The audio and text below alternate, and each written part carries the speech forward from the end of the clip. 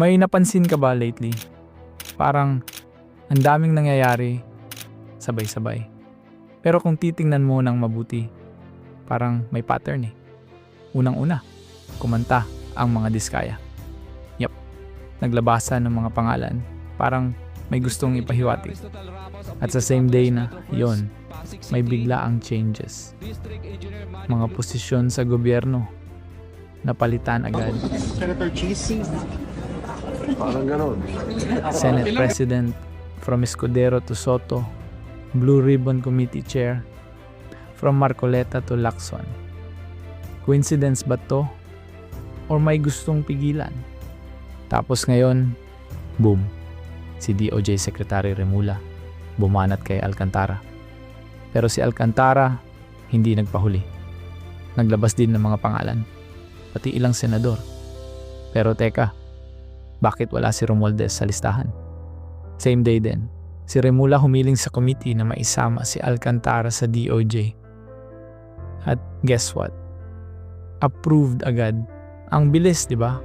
Sa pagpalit pa lang ng mga posisyon, hindi ba obvious na may nagpanik? Parang kailangan nilang galawin agad ang board para mablock si Marcoleta. Hindi rin ba halata na ang tunay na misyon dito ay protect Romualdez? Naglabas sila ng mga pangalan ng senador.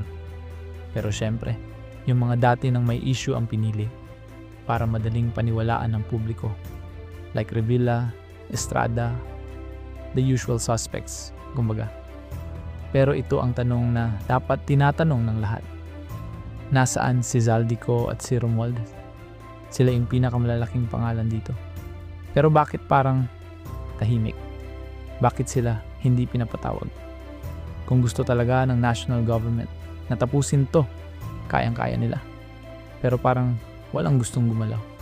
Walang nagpapakita. Ni Anino, wala. Alam mo, this isn't about kung sino ang paniniwalaan mo. Marcos, Leni, o Duterte. Walang kinalaman to sa fandom politics. Ito ay tungkol sa'yo. Sa pera mong pinaghirapan, sa karapatan mong tinatapakan, at sa truth na pilit nilang nililihim. Huwag nating sabihin, di ko naman alam. Kasi responsibilidad nating mga mamamayan na alamin. Kahit basic lang. Para di tayo basta napapaikot. Kaya next time, bago tayo kumampi, gamitin muna natin ang utak.